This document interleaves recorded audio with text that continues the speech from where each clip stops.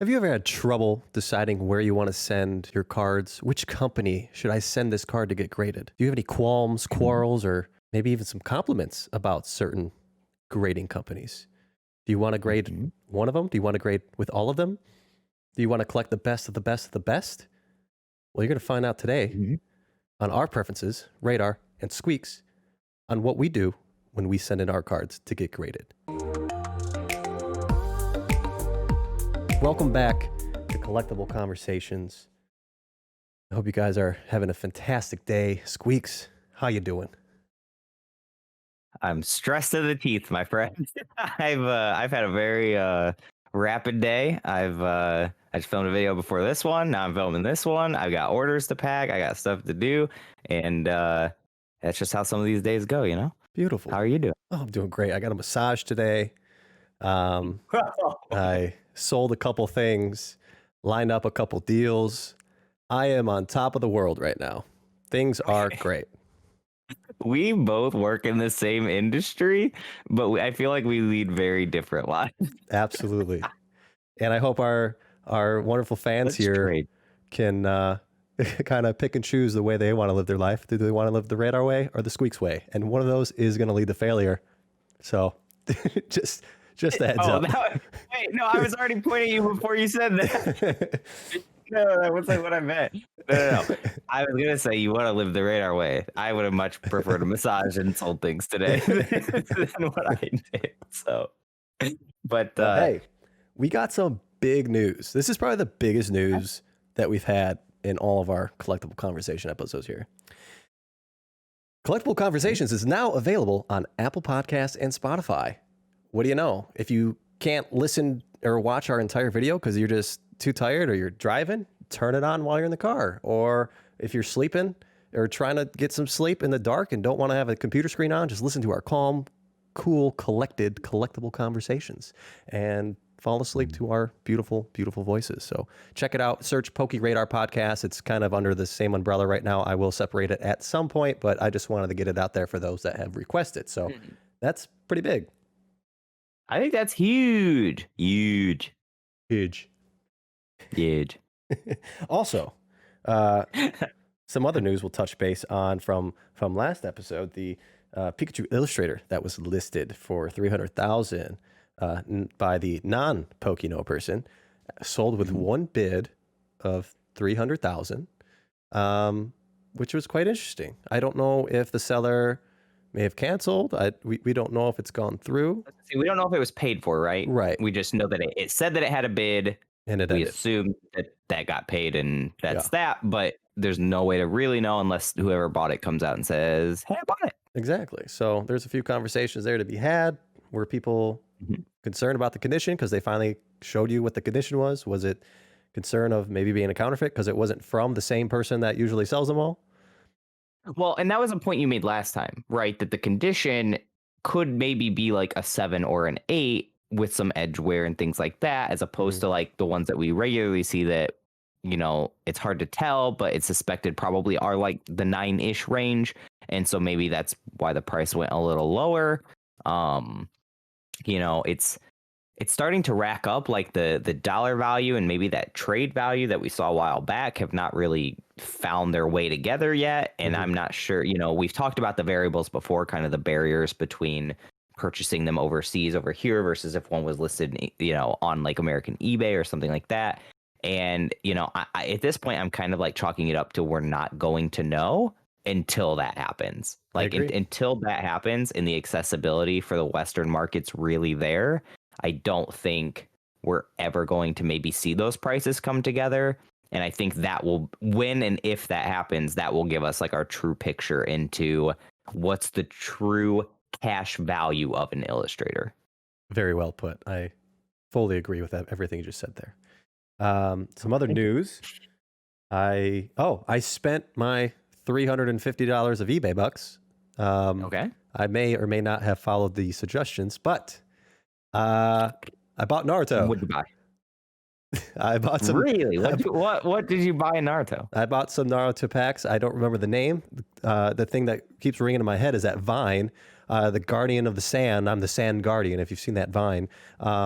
I've not. But no, it's the set with the potential pull of a like 1 of 20 card or something. Alternate art. Yeah. So Tales of the Gallant Sage set 20. That one. This is probably, I would say, the pinnacle. Either that or set 28 is a very popular one as well because it was the last set. It's very difficult to find. But set 20 for Naruto was a set that they did effectively almost like lottery insert cards. They took 20 cards, they made alternate arts of them, and they made 20 of each. So there's 400 in total. They randomly inserted them in packs, and there's not enough data out there to determine that all 20 of each of the 20 have ever been pulled. And so that it's almost like that chase is still on. So if you're going to go into Naruto, I think that's definitely an interesting direction to take. I myself have also taken that direction. I've got quite a few of the packs as well. I can't find a box for the life of me.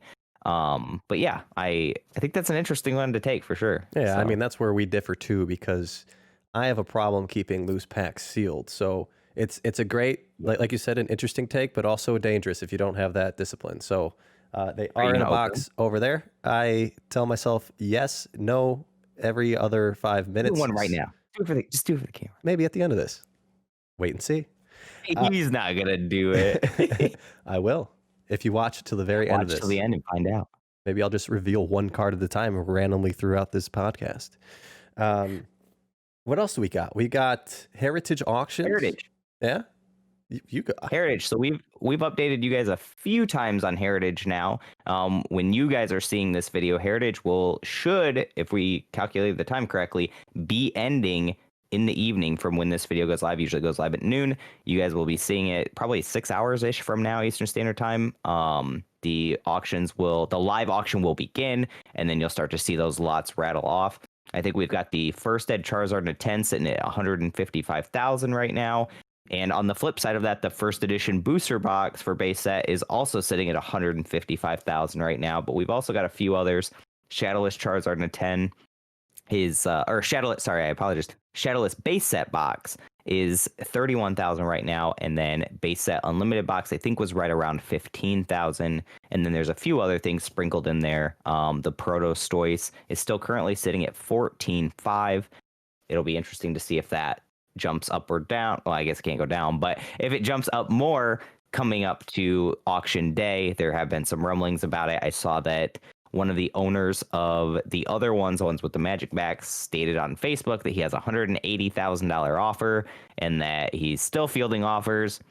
So we'll see if there really is that deep of a level of interest on these cards. I think Heritage will be really telling for us on that. And then there's a few other items. I don't know if there was anything else in there that you wanted to discuss in particular. I think those are kind of the big hitters that I'm watching. Mm-hmm. Yeah, I mean, there's definitely some other things that we could talk about as the auctions come to a closing. But yeah, I think that's about it. I am curious to maybe ask your predictions on some of those big items. But before we do that, make sure you hit that like button, subscribe, the bell button, smash everything that you can possible. Just Hulk smash it, and help us out. Comment a little bit. Yeah. Check out my Patreon. Check out Squeak's website. Do a little bit of everything. Got it all. Yeah. Also, if you want to check out something, here's my last news topic that I brought. I don't even think I told you this one, but we have seen a lot of buyouts happening lately. There are a lot of buyouts, and they do seem to be more concentrated in full art trainers, particularly what people would classify as waifus. However, we have seen others, Jesse and James full art, and then there have been some others, full art VMAX or full art V Pikachu from Vivid Voltage, as well as the hyper rare VMAX Pikachu. I made a video on that, so if you guys want to check it out, I posted it yesterday from when you guys are seeing this, and I kind of break that down, do a little goofy intro for y'all. So if that type of content interests you, you want to hear kind of about the buyouts that are occurring, if I think they're good or not, or what, how to even tell what a buyout looks like, go check that video out. But that's pretty much all I've got news-wise. Yeah, I think we talked about full art trainers in my first podcast when I had you on, if I remember correctly. Probably. I think we that talked was a about long that. time ago. That was back in September of last year. But yeah.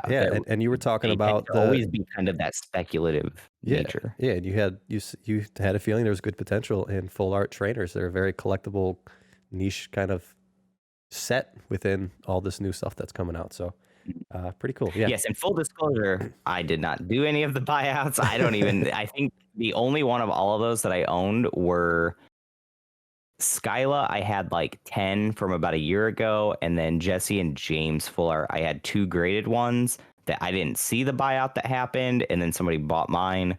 So I got caught up in the buyout if they took mine, and so that was pretty much that for me. Gotcha. So Well, yeah. I'm just bringing you the info because Yeah, I know I everyone's don't- going to ask, right? Oh, I bet he's the one that bought them out. Yeah, I don't have I'm any not that either. smart. That's where my money's going. So yeah, predictions. What do you think that first edition base box and Charizard are going to go at? Because I find it interesting that they are kind of sitting at the same level right now. And, you know, one is obviously the grail that you want to pull from the box, but the box gives you that opportunity to pull that grail. So which one do you think will end up going for higher? So I also thought it was interesting that they're at the exact same dollar amount. I mean, we're not even talking like, 150 versus 160. Like they're both at 155, which very well, like that, maybe we're like grasping at straws here, but that could mean it's the same person, right? I think they'll both make big movements on the final day. I think the Charizard I could see going around 300. I'm not sure we're going to see a new all-time high. It's possible. But think about the 20%, and I'm including that. So there is on Heritage, there's what's called a buyer's premium. That means that whatever the final hammer total is, you pay 20% on top of that. And so, for example, if something sold for 100,000, you would pay 120,000. So when I say 300,000, that includes the buyer's premium. That's, the all-in price less taxes and shipping. So 300,000 is kind of where I see that going with BP. In the first ed box, 350 ish. I don't. I'm not confident we'll see new all-time highs on these. I think there have been a few first edition boxes available if you were desperately seeking them. I see a new post every day on Facebook looking for a first edition box, when it's like Collectors Cash had theirs posted that they were up and for sale. Graded Power is doing a break, and I'm sure if you just said I want to buy all the packs in the break, you could have done that. We've seen multiple on Heritage now. I think a lot of those posts are more attention seeking posts, and they are like legitimate people wanting to buy. But boxes have been more available than I would say we've seen them in the last few years at pretty much any juncture. And so I think because of that availability and they are scarce, but it's like there's almost like this perceived lack of scarcity that I don't think we're going to see it push that new all-time high price. I don't think there's going to be that drive that's really going to make someone feel like this is like the last chance, And so I think we're going to see kind of around that 350 range, but I could be wrong too, right? Somebody could come in there, 2 people really want it really bad, fat stacks, and they run it up. Yeah. So. And, with our last episode, again, we talked about first ed base and these box openings that are, in my opinion, more than likely going to happen this year. So, I mean, I think if this goes for lower than the last sale, it could be a steal. I would love to hop in one of those, but it's a lot of money. I don't have that kind of money. So, yeah.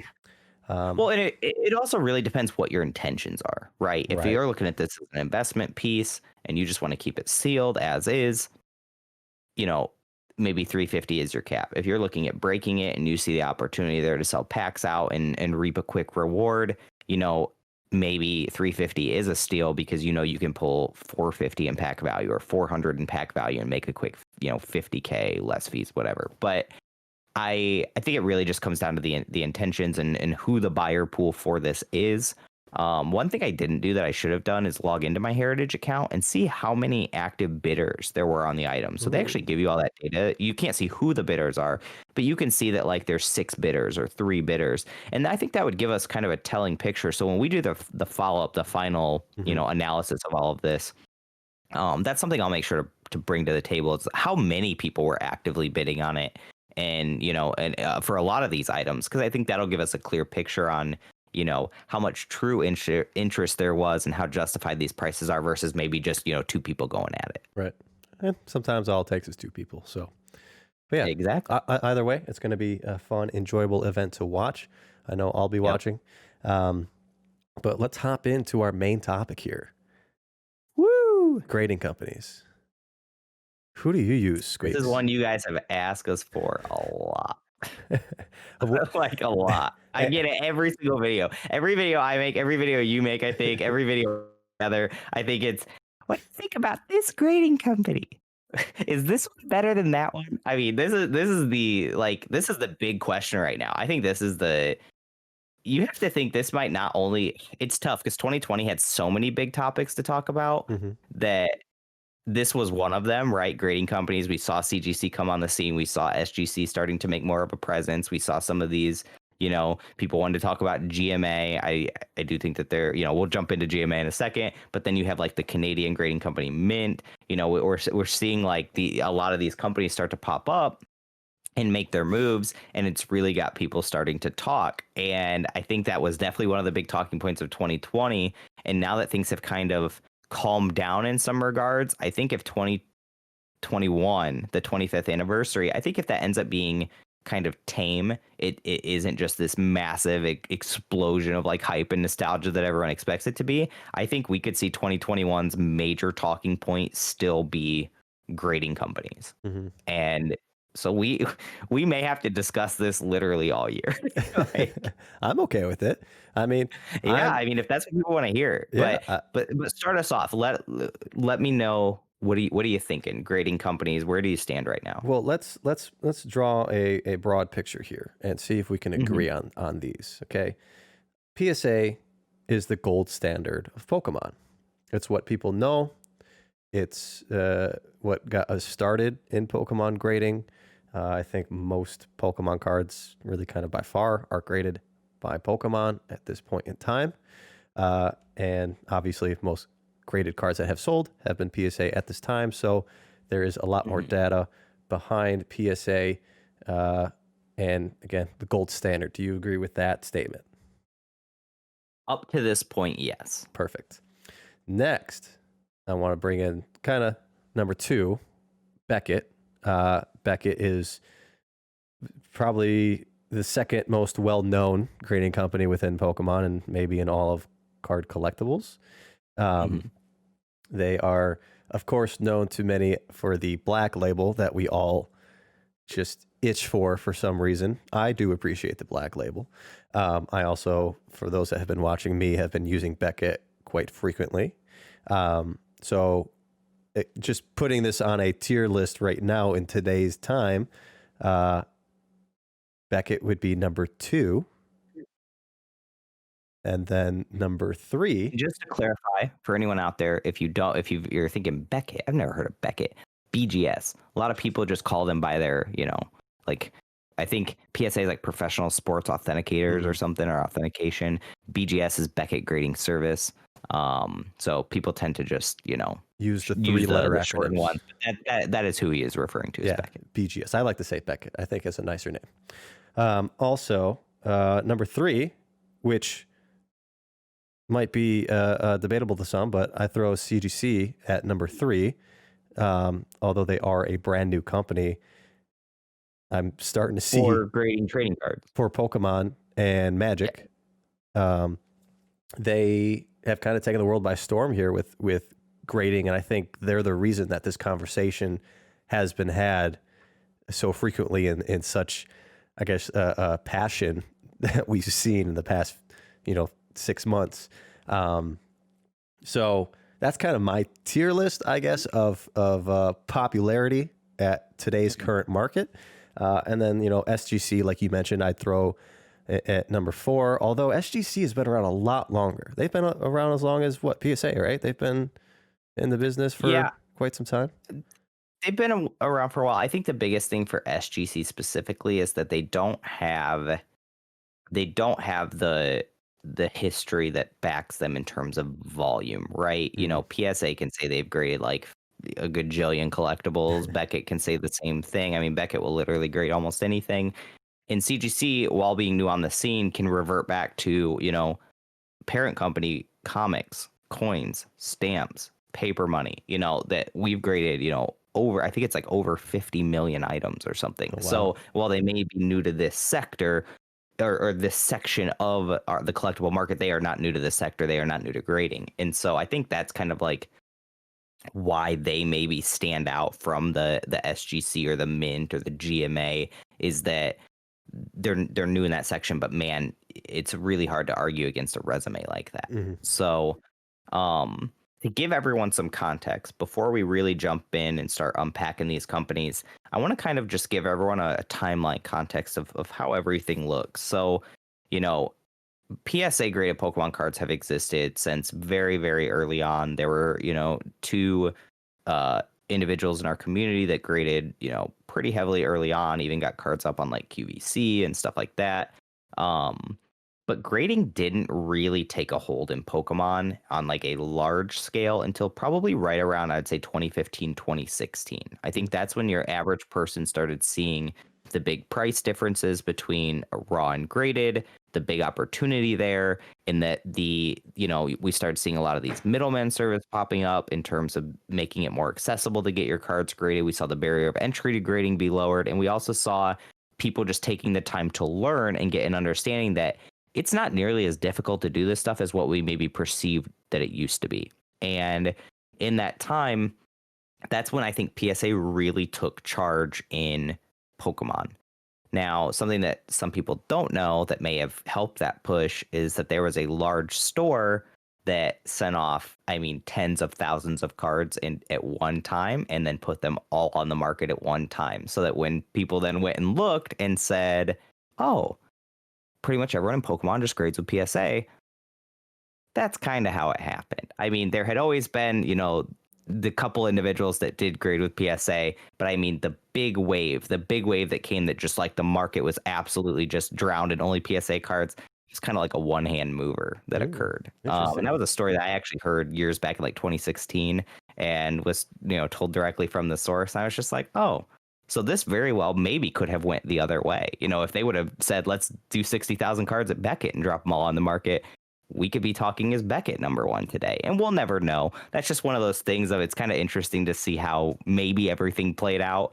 But moving, fast forwarding to 2020, it had always kind of been those two. Eventually Beckett created their black label. They hadn't always had it. They took what was their gold label Pristine 10 and then decided to make what they called a black label Pristine 10. If it was quad 10s, you get that black label, super elusive, and that kind of gave them a foothold in the Pokemon market. We saw, I think, when Hidden Fates first came out in the Charizard GX, got a black label and went for 10K, that big historic price. I think that's what really put them on the map of, oh, we should chase black labels if we think our card has a chance. And if it doesn't, you go PSA all the way. And so it was always kind of like that contention. Those two, that was the story, and that was it. That was how it was written. Until 2020, when CGC jumped on the scene. And CGC pretty much came in and said, look, we're new to trading cards, but we do all this other stuff, and we're going to hire experts. We're going to bring in people. They brought in Charlie Herlocker, who's one of the most well-known names in the collecting community, is also owner of the U.S. branch of Ludkins, who does middlemaning services for PSA and now CGC. Brought him in as an advisor, and they showed we really want to make this what the community wants. And I think the mountain of skepticism that came with that was warranted. I think we've heard many grading companies over the years that have came on the scene and said they're going to do things or whatever, and it just doesn't happen. But they really came out the gate and said, we're going to prove to you guys. And, they had their critics, they still do. But they came on the scene, and what they did was, I think they did a lot of things right.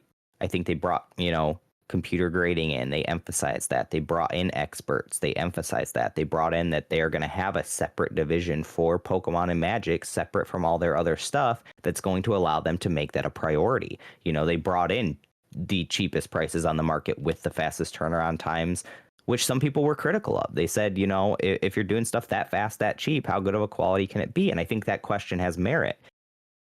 But over time, as we started to analyze it and see the quality that they were giving back, what it did more than anything, whether they are the best or not the best or whatever, is it made us all question. It made us all question the services that we have been getting for years and the dollar amount that we're paying for it. And has that service gotten better or worse versus what they are now providing? And so before we jump into unpacking all these companies, all this whole story, giving you the whole backstory, the point I want to make is the greatest thing that ever came out of, CGC and SGC and these companies starting to erupt is it made us question. It made us question as consumers what is truly important to us, what we truly value. How good of a service are we getting? Is that service worth the amount of money we're paying and the time that we're investing into it? Where do our priorities lie? I think a lot of people have had to decide, I think a lot of people like to label themselves like, I'm just a collector, even though they sell cards. But once you're like waiting 9 months to get your cards back that you want to sell to buy more stuff for your collection, well, now are you a flipper? Are you an investor? Are you, and it's really like, I think it's just opened this door of questions that for the longest time we just weren't asking, because you have two options and that's it. There's nothing else, and you either accept it or you don't. Whereas now there's options. Now we have choices. Yeah. It's like if you go to the gas station, there's only two brands of jerky. You just buy one or the other. But then you go to a Walmart and you got the whole aisle, and now you can pick anything. And that to me is exciting. That's why you guys are going to tell I'm going to get worked up. I love discussing this topic strictly because I feel like we are evolving as a community, as a hobby, as collectibles as a whole. And I feel like it's going to make us better for it. And hopefully it will make these companies better for it, right? Competition breeds like innovation, and the winner will be us. At the end of the day, the biggest winner from them being competitive with one another will be us, because they will get competitive and try to give the best service, the best price, the best turnaround times to win our market share, which means we win. We win. Everybody should be encouraging this. Everyone should encourage all of these companies to do the absolute freaking best that they can, because we win if they do. Like, yeah, it's a no-brainer. Yeah. But no, I've rambled. I've started us off. Give me your thoughts. Well, that's perfect. I'm glad you explained that, because that is the most important conversation here is the fact that there's competition now, and it is best for us. So I like that you portrayed that very clearly. But let's get real. What am I doing right now? First of all, I am not sending to PSA unless it's just bulk vintage WotC, which kind of ties back into our junk slab era. I'm just throwing my junk at PSA basically. Why? So PSA, again, like we've discussed, was the gold standard for the longest time. And this conversation had kind of come up in the community not too long ago about the 2 cert versus the 4 cert era of graded Pokemon cards with PSA. And to me, there has been a complete shift in the grading scale, I guess, in PSA for Pokemon. There was a very long time of cards of Pokemon grading through PSA where I got used to and began to understand their grading parameters. I could see a card and be very good at picking out what grade it might be. I'd miss by a grade here and there, or if I'd missed a dent, sure, I'd missed by a lot, but that was a very rare case. And now today, the cards that I am sending in, or had been sending in, that I was certain of getting 9s and even some potential 10s, weren't even close. 6s, 7s, some 8s.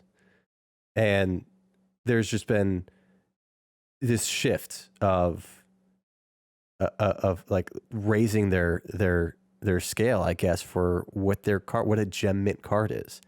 Back in the day, and I say back in the day, like 2 years ago, a gem mint card was allowed to have some flaws.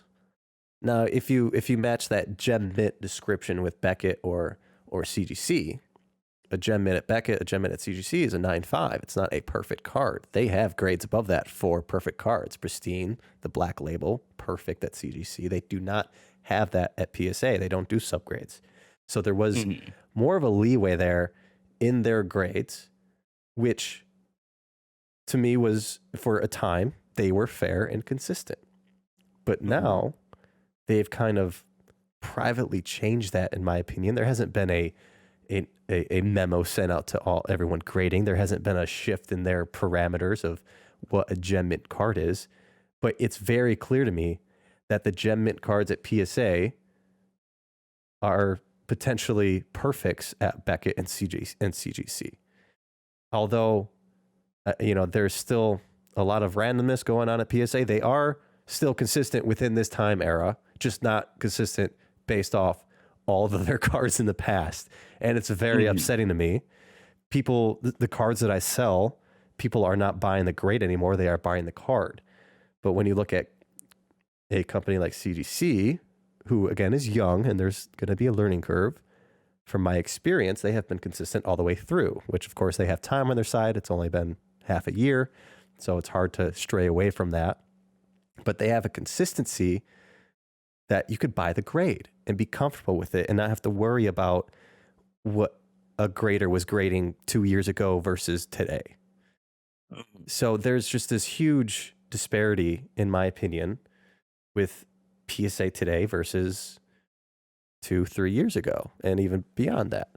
So I've stopped sending my high-end cards to PSA, not only because I don't agree with the I guess the grading that I'm getting today versus that I would have gotten 2 years ago, but I'm also able to get a potential premium out of these perfect cards, 10s from CGC and Beckett. So high-end cards I am sending to Beckett in today's time because I just don't trust PSA's current methods in grading. Okay. Sorry, that was a lot. And no, you're good. You're good. So yeah, there is a lot to unpack there. So the first thing I want to touch on is, your lost trust. Yes. And what I mean by that is, at one time to you, it was PSA all the way. And something happened from what your expectations were over time with submissions received back to, that they were coming back and your expectations were one thing, you were saying it was going to be A and it was A. And then eventually your submissions started coming back and you said it was going to be A and it was B. And that those changes over time lost your trust. And the reason I want to touch on this is because I actually had that same experience. I had a submission that I had sent off, I think it was like November of 2019. And I got it back late February of 2020, right before the COVID thing struck and all the delays started to happen. Like, I mean, it had to have been like a week before all the shutdown and everything. And I got that sub back. And I remember very distinctively thinking, I'm not pleased with this. Like, my expectation of what this should have been versus what it was, I'm not pleased with it. But part of me was also just like, maybe I'm being overly critical, maybe, I didn't look at these close enough, etc. But there were just certain cards that I looked at and saw the grade and just thought, high and low, right? I don't just want to say, oh, these should have all gotten 10s and I got 8s. But there were some that were getting like 9s and 10s that should have been probably like 7s. And I would cross them then and look at them and say, okay, this got a 7 and this got a 7. And the cards just in my mind weren't even comparable. Or this got a 10 and this got a 10. And this thing looks flawless. And this thing has, 2 white specks on the corners and a scratch on the foil. And to me, it was less about do or don't they know how to grade a card, but more about consistency. And that the consistency isn't there. And when you lose your consistency, you lose your trust, which is exactly what happened with me. It sounds like it's what happened with you. And I remember distinctly thinking I may never send with them again at that moment. And the funny enough, I actually haven't sent with them since. I was preparing a submission with them. I told myself I'm over it. And then CGC came on the scene. And so I just decided, well, I'm just going to send it there. Let's see what happens. Let it ride. And I got my first submission back with them, and I was very pleased. But we'll jump into CGC in a minute. So let's go back to PSA real quick. So, all of that happened, and it kind of sounds like consistency is kind of like what we're talking about. Maybe the issue is, well, we know that PSA has absolutely had a meteoric rise in growth. They've, got a second facility, or they got a bigger building. They, I think they even got like a second warehouse or something. Like, I don't really know what it was, but like massive growth, stock price through the roof, everything through the roof. And then they got privately bought out. Like, PSA's growth has just been astronomical. But part of that growth requires you to have effectively professional grading experts on the scene that can do these things to accommodate that growth. Well, that's not just something that you can just take any random person off the street and hand them cards and grade these, because they're skills, they're things you have to teach people. And I think that has created a bottleneck. Like we can use the COVID excuse all we want, and I think that has exacerbated the problem. But I think that problem was already heavily brewing before that, and I think we were seeing that. For me, though, the thing that really, really just hurt for me with them, even with the consistency issues and things like that, were that the turnaround times just kept getting longer, the prices just kept getting higher, and it just felt like I'm getting a worse and worse service for more and more money. That doesn't make any sense to me, right? You should only charge me more money when you're making my service better. And that to me is the recipe of a successful company. And so eventually something has to give, right? Either people at the time would go to BGS or whatever. And so that for me was the big bullet, was like the consistency things. I mean, you can regrade cards, you can do whatever. Like if that's our only option, that's our only option. But when you start charging me more money and making my turnaround times longer and making my overall service worse that I'm receiving, at what point do I or others lose faith in grading as a whole? And I've always been more on that skeptical side of like the idea of paying somebody to appraise my cards when I feel that I'm quite experienced in it. But I understand that like putting my stamp of approval versus this mass company that grades millions of cards stamp of approval, like in terms of selling them, is a big difference, right? I don't think for personally I would ever grade a card like if I was like hardcore collecting. It's just not for me. But I understand that's what my customer base wants, so I'm going to provide that. And so maybe I'm one of the outliers where it's very easy for me to be swayed negatively, and that's why I want to give that preface, because you know a lot of people are going to think, well, these guys are just PSA haters. I will full disclosure that for me it's tough to get behind grading as it gets worse and worse when I'm already like the idea of it is a struggle for me. It just is. And I think it's cool. I think it's a cool service. I like the idea of having your cards slabbed to protect them. I just don't put as much merit in the grade itself. I like the idea of just buying the card, not the label. I think that inconsistencies will happen with all companies. But then you want to start charging me more for those inconsistencies, charging me more for those slabs, making it take longer for me to get them back. It's hard for me to stay faithful. Yeah. And so that was the opportunity that, you know, CGC really presented for me. And I had even considered Beckett. You know, I know we're really talking about those two because it's kind of like your gold standard versus your new boy. And but Beckett there in the middle, there was a period of time where I considered that. The issue was, for me, bulk submissions are huge, right? Because for me, it's cost average on everything. Yep. Well, you know, you go to blowout card forums where you check out their sports stuff and you see that there's literally people that have had bulk submissions over a year that they haven't even heard about, like if they've even received them. Well, I can't use that because like I can't rely on that as a company to get my cards back if I don't even know that they have them. Right. And so that's why when CGC came in, it did feel like at first maybe maybe it's just rainbows and butterflies. We're just being promised the moon and the stars. But I was almost desperate enough that I wanted to give it a chance. Yeah. Luckily, it wasn't that way. At least I don't feel it was that way. But that's kind of where I stand on PSA. I think they're a great company still. I think that we have to have a certain level of expectations for the amount of money that we are paying. I just don't think they are the best service on the market currently for the amount of money paid. Yeah. And you know, full disclosure, I hate and love each grading company just about equally. There's just different aspects to them. Like after all that shade we just threw on PSA cards still get the better value. They still sell the fastest. And that's because they are the gold standard.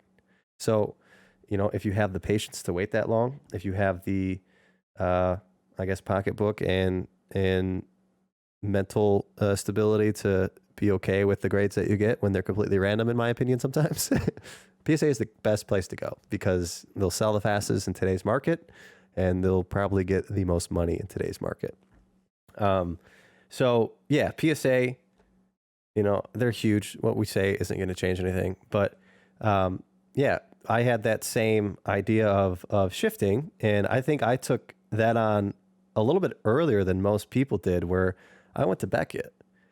I started to see my first intention was that, oh, there's a premium on Beckett 9.5s compared to PSA 9s. And then there's, of course, a premium on Beckett 10s compared to PSA 10s.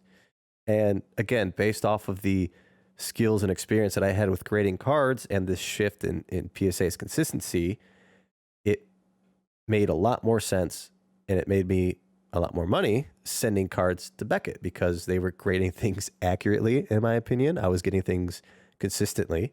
And then, I was able to sell them for a higher price point than what the community perceived those crates to be in PSA. People still talk about and compare everything to a PSA grade and a PSA value, which I think that needs to stop.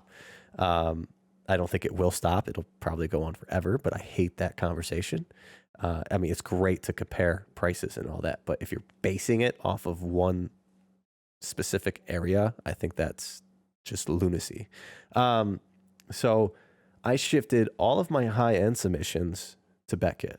Number one, I've had issues with PSA cards that had shakers in them. You don't have that issue with Beckett. And when you send in a $10, $20, $30, $40,000 card, you don't want that thing shaking around in a case.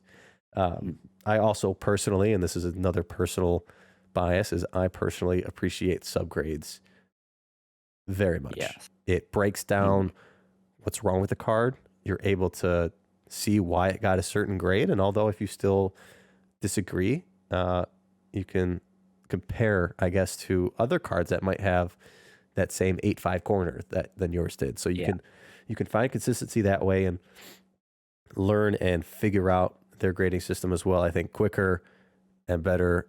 And I love Beckett. Their cases are thick. They're sturdy. So it's awesome. See, I'm not a fan of their cases, but that kind of thing is all like, that's what I want to avoid, because that's all just a personal preference, right? Label or case or whatever. That's all personal preference. Right. The thing I like that you note there, though, is subgrades. Because whether you like or dislike subgrades, you can't really say that's a personal preference, because subgrades are accountability. Subgrades are being able to hold the company accountable for the grade that they put on the card. You know, you hear it all the time, strong 10, weak 10 when it comes to PSA. CGC, we hear strong 9.5, weak 9.5 for Gem Mint, or even 9, because 9's probably their widest scale. And you hear it with BGS too. But the thing about subgrades is it answers that for you, right? You don't have to debate, is this a strong or weak? You can literally just look at the grade average. You know, if the card's a 9.5 and it's got 1 9 and 3 9.5s, that to me is a weak 9.5, because that is pretty much the lowest it could have while still being a 9.5. If it has 2 10s and 2 9.5s, that's a strong 9.5, because it was literally on the verge of a pristine 10. And it answers that for you, but it also allows you to hold the company accountable, right? If the company says your card's a 9 and they give it these grades, and you can sit and look at this 9 on corners and compare it to another card with 9 on corners, and they don't match up, then you've got a case there. And so to me, subgrades it just provides transparency. And I think that to me is one of the biggest hurdles that PSA has at maintaining their market dominance, because I don't even know how you would implement that now, because you've got so many years of backlog without it, that one, your whole process on grading would have to be different. And two, how do you retroactively go back? Like, if people want to send their cards in, you're going to have, we talked about it, those inconsistencies. How do you go back and apply those subgrades that were probably never even applied by the grader at the time? And maybe they are done internally and we just don't know it. But I actually don't know, and then you've got a whole slew of other issues. How would PSA apply subgrades with their label, and I'm not talking label from an aesthetic, but just how much text. They already have an issue with like fitting it, all of the text for a card on there. Where do you put the subgrades? I guess you could just throw them on the back, kind of like Beckett does on some of their labels if you don't, pay for it on the front, or how it used to be. But there's a lot of issues there that I think, as market turns over time, now it's not just Beckett doing it anymore. Now you've got, also CGC doing subgrades, and that's a very important thing. I think even the Mint company out of Canada does subgrades. People like that transparency. And as that market sentiment shifts more towards wanting that transparency, which then leads to accountability, what happens to your gold standard? because now what people want changes. And we see this in everything, right? What people want over time changes. That's why, like, you know, construction of like the product types changes, or tins or whatever changes over time in Pokemon. And we're seeing that now too with grading. What people want is starting to change. People want that accountability. I think that's why part of the reason why people like Black Labels so much is, one, the label's cool, but Status. two, you've got 4 subgrades there. They all say 10, and that accountability is there of, if they're really not 10s, you can hold them to that and say this shouldn't have been a Black Label. And people then feel confidence in it, right? It leads back to that market trust, that market confidence. Once you have that accountability there, the companies are going to know they're accountable for it. They're going to know when they put down a 9.5 or a 9 in a subgrade slot that card better match that, because you'll be able to pinpoint right where they were seeing your issues. And it leads to confidence then. And I'll give you the example that I can think of right off the top of my head. Perfect 10s with CGC. I'm sure there's someone out there that's probably gotten more than me, but there can't be many. You know, I have been rather fortunate. I've gotten quite a few, but I've also probably submitted more cards than most people. But when I have seen those perfect 10s, and I mean, I'm talking look at them, jewelers loop them, Photoshop them to measure centering, whatever. I have never questioned it. It like you look at it and you study it and you just say, this is right. And that kind of market confidence, when then I can scroll through eBay and see somebody's perfect 10 and I don't even feel like I have to analyze the card over because I trust the grade, that is huge. Yep. You know, versus having to pull up the scans or message the seller because you need the high res scans, you want to blow them up, or can they send you different angles on a black background, different lighting? You know, do you got halogen bulbs back there? Like that kind of thing. That's when it starts to become tedious, and it's because you don't trust it. So what are you even paying for at that point? You know, if you're paying a premium on a grade versus a raw card, what are you even paying for if you have to redo the work that you're paying a company to do? And so for me, that consumer trust that you can have in a company, that is so important. And I think subgrades provides that. You know, I don't want to beat the horse to death on subgrades, but I do think that they are that monumental. And I don't think even I realized it until I, you know, had them for the first time. You know, I had a few BGS cards before they had subgrades. It was whatever, but I wasn't a big sender there. It was always PSA. So then when I got my first CGC sub back and they had subgrades, I mean, it was just like the blinders came off and the whole world was open. And it was almost like, I don't think I can ever go back. You know, I still have today. People ask me, you know, I'll send some low end stuff in. I'll be like, is that even worth putting subgrades on it? I just don't think I can grade cards without subgrades anymore. I just want to know why my card got what it did. And I don't want to always have to ask, should it have gotten that? And so for me, yes, what you said about subgrades, it's huge. And I implore anyone listening, let me know in the comments how you feel about subgrades. Let us know, because subgrades are, you know, to me are huge. And maybe they're not as big to you. You know, I've made it seem like it's like the most important thing to me, but let us know what you think about subgrades. You know, if you think maybe I'm a little too in love with them, or maybe not enough in love with them. I don't know. Maybe there's a deeper level. No, but, subgrades for me. Yeah, I've been bullish on subgrades forever. I mean, like early days of Pokemon, when I first got in, it was like, why doesn't PSA have this? You know, I remember watching, you know, like Alpha Investments and other Magic channels early on, and you know, their main collector is based off of Becca cards, and I remember seeing a video exactly. I think it was Open Boosters.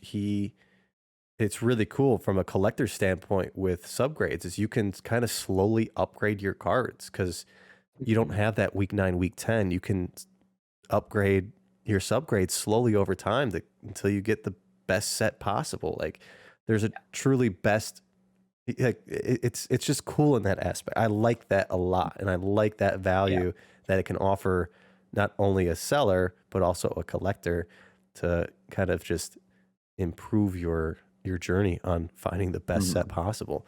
But of course, as much as I am expressing my love for Beckett, there's a lot of hate here as well. You got to have balance, like you mentioned before.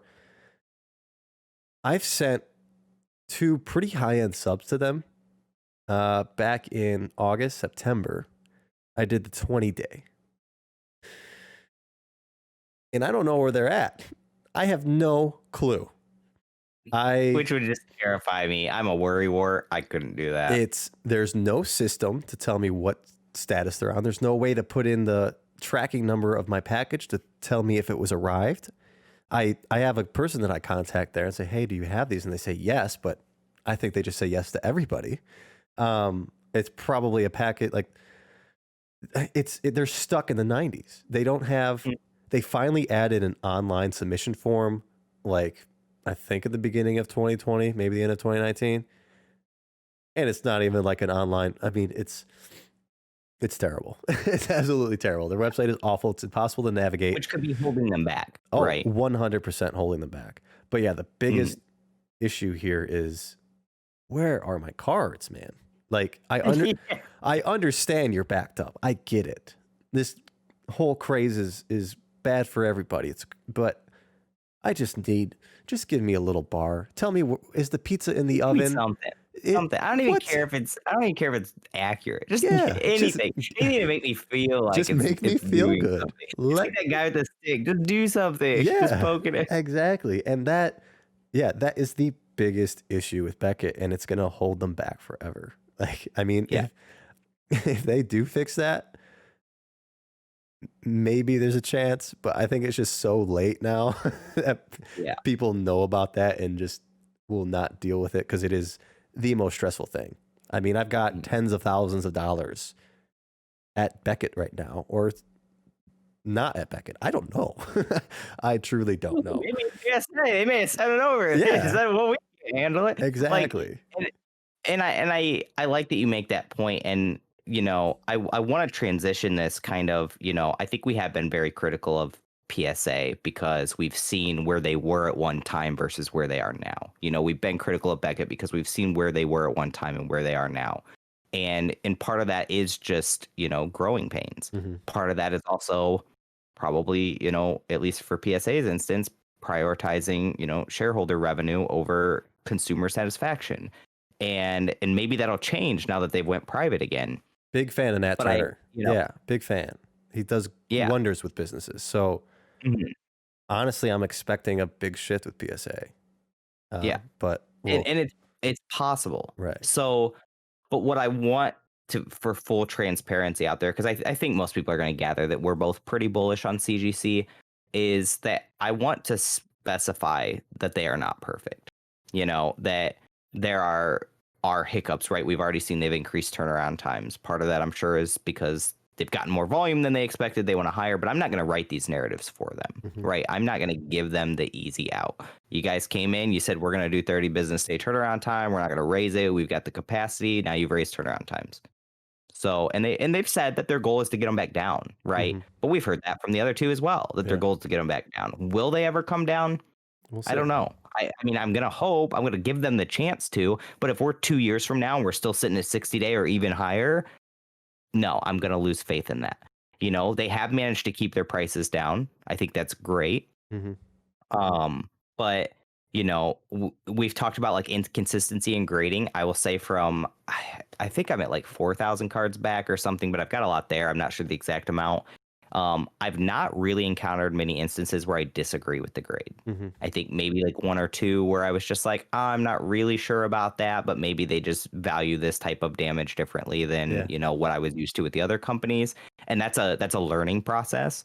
But, you know, getting labels corrected, like that thing, I've had multiple things like get checked that, you know, it's put on the sheet as shadowless and it comes back unlimited. And, you know, sometimes, you know, my submission is done a little differently. And so but I've talked to others and they have an instance too, where, you know, I've had the same thing happen, or, you know, a card, it doesn't get fourth print when it is fourth print, you know, the 2000. And part of that is learning their form, right? How much of that is on us because we do it wrong and put it on the form wrong versus is it on them? Right.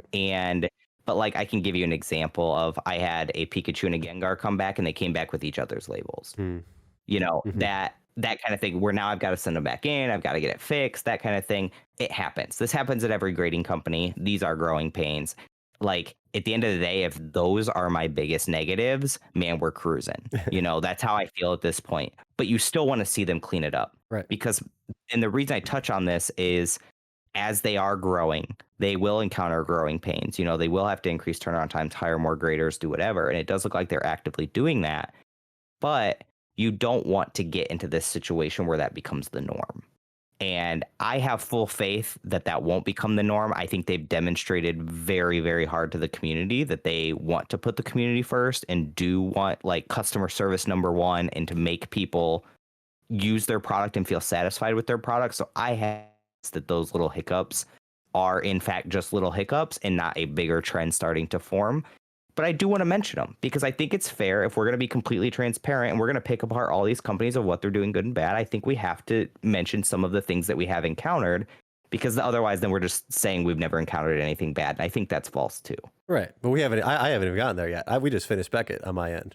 So yeah, that's about, Fair, PSA fair. and Beckett. Like that's where I stand so far. I'm still, after saying all that, I'm still sending my high end cards to Beckett to get graded. Like that's what I've decided. That's what I'm comfortable with right now. That's where I'm getting the best value.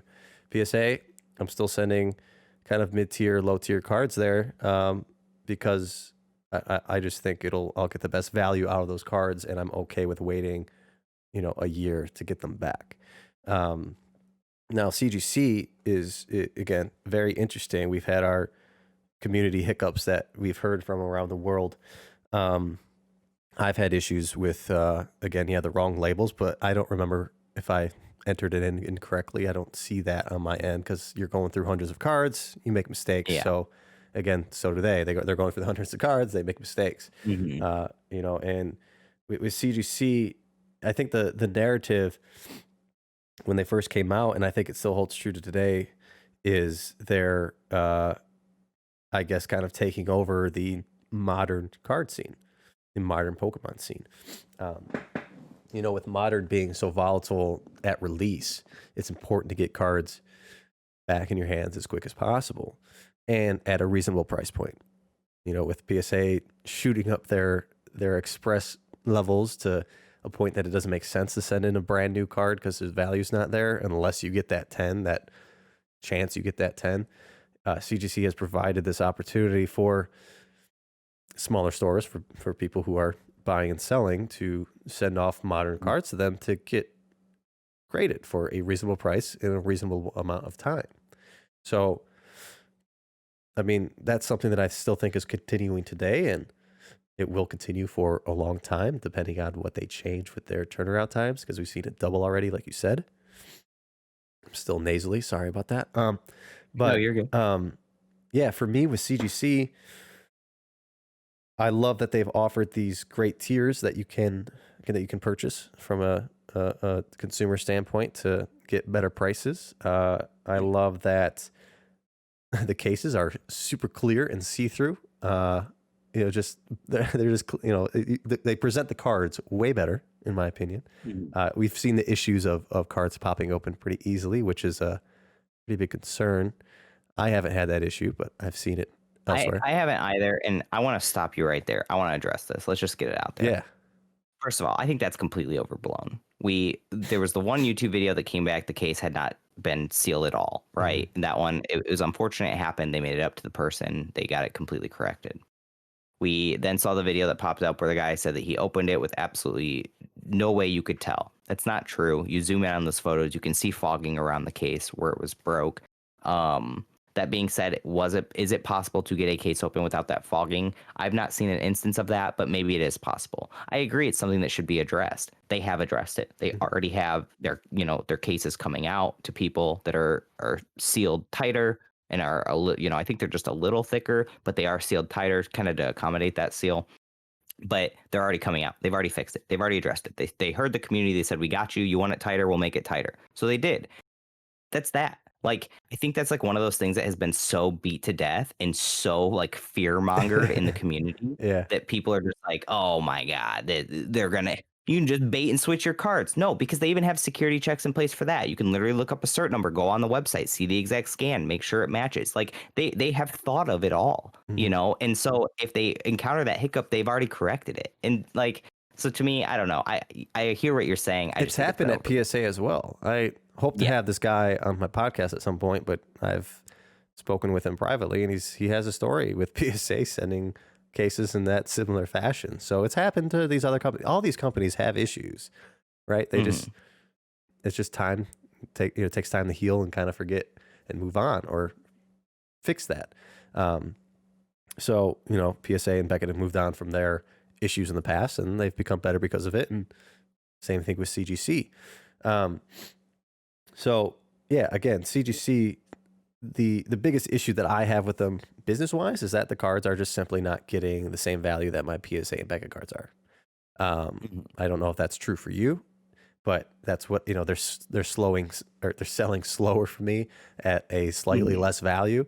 And I'm aware that the market is at that point right now. So I'm okay with taking those prices, but, I'm curious to see how things turn out in the next year or two, if they catch up or play on an even field. And, Yeah. yeah. And for me, the liquidity has been less. I think if I would have taken like the same 1,000 cards and listed them up, PSA versus CGC, they'd probably sell it, 1.5x the rate, right? You sell 150 versus 100.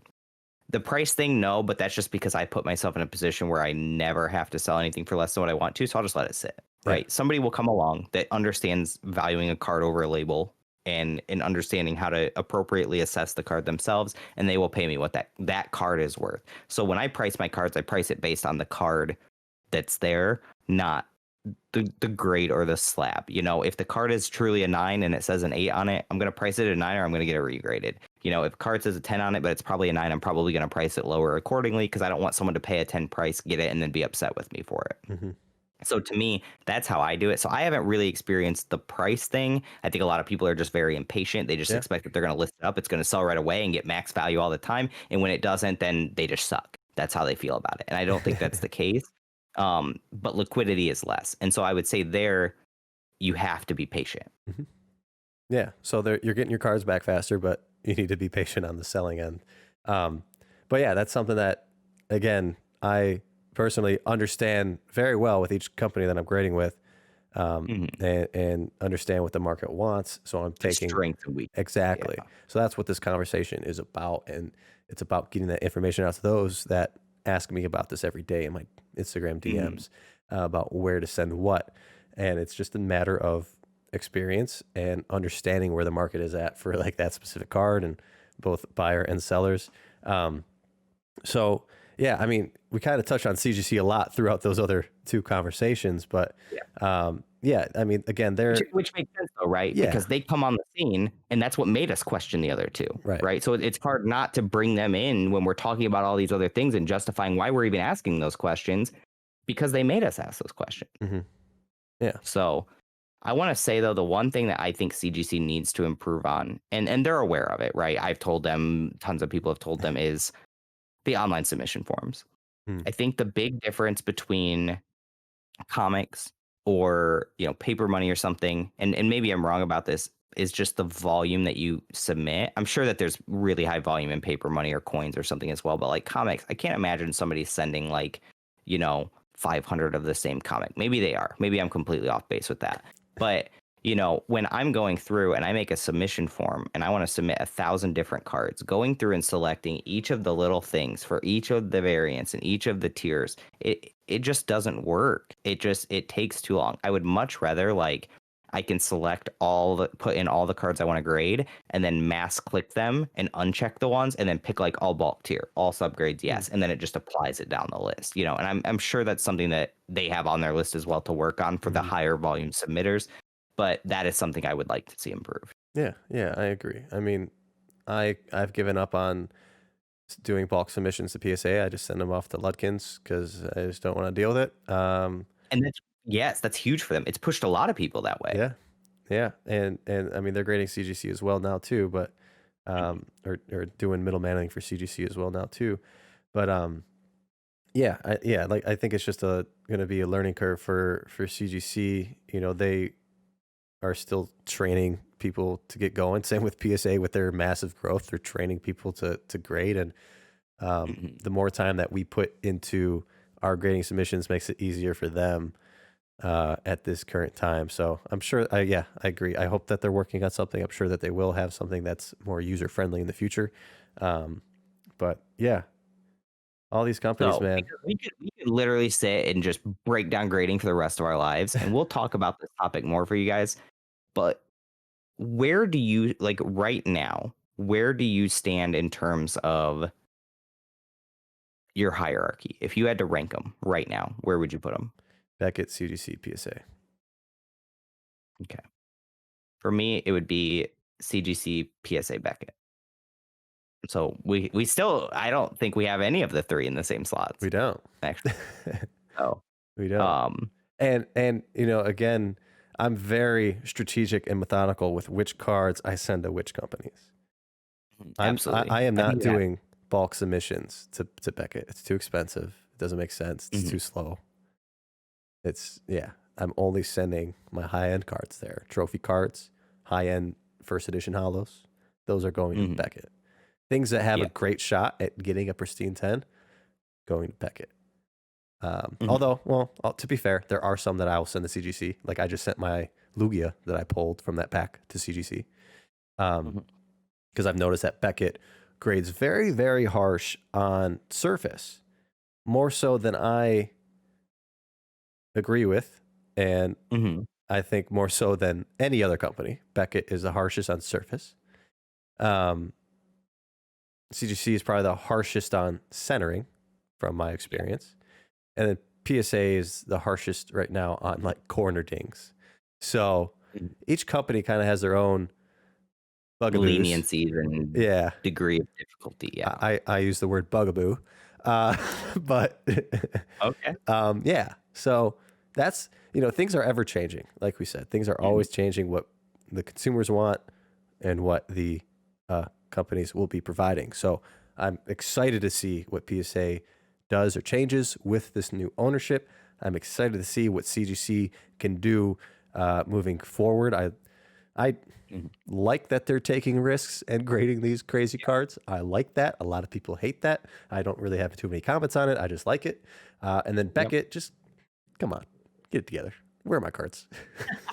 Yeah, and I think overall it's an exciting time. I think this is great to kind of go back to that point of, you know, competition will breed innovation, and we win when there's innovation. So, you know, if you're going to take anything out of everything we've said, it's that all of this happening is a great thing for us, you know. And so you should encourage all of these companies to try to become whatever the best version of themselves is, and to compete for your market share, because then you get the best service available for the best price. And so that to me is kind of the whole of grading right now. I mean, there's obviously all the different little nuances and difference in grading scales and everything, condition and all that we can talk about. But I think that kind of is like a nice intro summary. We will definitely touch back on this topic, especially as more revelations and things happen.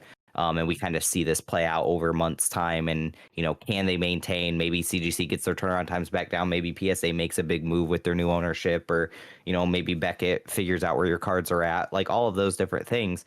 And as those changes happen, you know, we'll go back and we'll reanalyze this and kind of see how this thing progresses forward. You know, maybe we're completely off base. Maybe we're right on base. But that's pretty much what I've got for grading. Yeah, same. I mean, if you guys have any more questions, feel free to throw them down in the comments. I'd like to move on, I guess, now briefly to our blips and bleps that we need to talk about. I don't know. Yeah, well, one blip or blep. Which one did you have asked about the most? I mean, a lot of people said they wanted to talk about all of them, but I've been, for the past couple minutes, or 30 seconds or so, I've been looking at my YouTube comments to be sure. But it seems like, I don't remember if this was a blip or blep, but just a piece that came up while we were talking, but they want to know more about the status symbol conversation. Yeah, that's going to have to be a bigger video. There is no way we could unpack that in a quick blip or blep. I think the one that I got the most of is people want to hear your reasoning and not my debate, because I don't know much about it, but they want to hear your reasoning on the Ball versus Zion card. Oh, LaMelo Ball. LaMelo Ball, which I did see that he is the youngest player to ever have a triple-double in the NBA the other day. I don't even watch the NBA, and I saw that, so that's how you know it's making waves. But I would love to hear your thoughts on why, because Zion came out the gate, insane Nike shoe deals, like $100 million, insane endorsements, got injured quickly, but then like came back, started to play well, but then you had COVID season, everything, and then his cards started to make moves. So why do you think his cards could get outpaced? I wish we talked about this earlier so I could have prepared more. But let I me want to tell you. hear off the cuff. You said it in your blip or blep. I don't even remember. I think we switched for that one, so I think it was a blep. Well, here's the thing. Yes, Zion came out as the next LeBron, the next big deal. But he was just clouded with this conversation of, oh, his body can't hold him together. He's going to get hurt. And yes, and then getting mixed in with that crazy 2020 season, I think that will kind of forever hurt the rookies from that year. He did not win Rookie of the Year. Ja Morant did. Yes, Zion had some great numbers put up based on like team efficiencies and all that. So that was interesting to see. But the underdog mentality here and amount of hype that has been surrounding LaMelo Ball for the past 5 years is which a lot of has been orchestrated by his father, which right. Is pretty smart marketing move. Huge. I mean, massively smart. I mean, to me, this is just like a huge dark horse opportunity. Now, LaMelo Ball cards are going to be extremely expensive coming out the gate. Absolutely. Of course, him dropping that triple-double.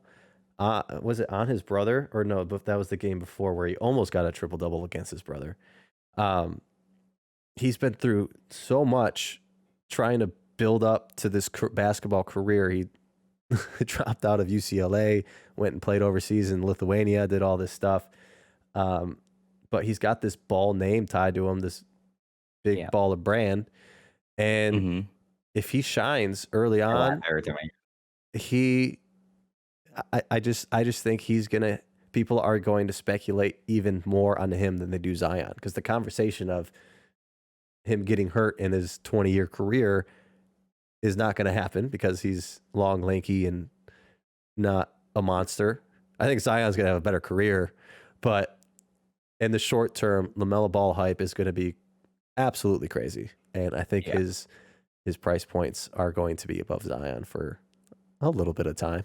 Well, and I think people being at home and, they've kind of gravitated, sports betting for a while was down because there weren't sports, and it pushed people to getting into collecting cards and doing that thing, and they see where they can kind of scratch that itch with, doing these things. And so it's almost cultured even more people in a larger audience towards this market for his releases versus what there was for Zion's, which really could aid, to back up that point. And I think that there's a lot you could debate there between these two, right? And absolutely. I am definitely not the most educated person to debate it with.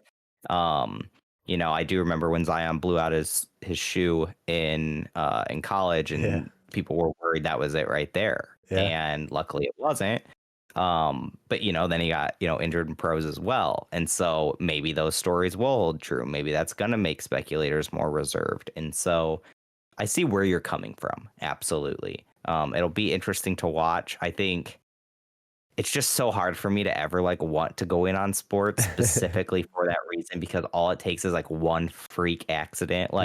Not to bring up the Packers here, but for example, they're on a big playoff run, Super Bowl hopes, and David Bakhtiari, one of their best linemen, blew out his knee in a non-contact, non-padded practice that he's out for the rest of the season. If he was Aaron Rodgers style, tier of fame, his cards would go through the floor. And that's a fluke accident, right? If you have, LaMelo Ball go out there and he breaks his ankle in his opening season just because he spins the wrong way or something, there you go. There goes all your money. And that's just such a hard pill for me to swallow and jump on, because it almost feels more like gambling than it does strategic investing. Yeah. So yeah, that's all I got. I think we're good. I hope you guys enjoyed this incredible conversation, this collectible conversation. I could talk about graded cards, and we'll see you guys on Sunday? On Sunday. Yeah. So if you haven't hit that subscribe button, hit the like button, leave a comment down below, do it right now, and then we'll see y'all next time.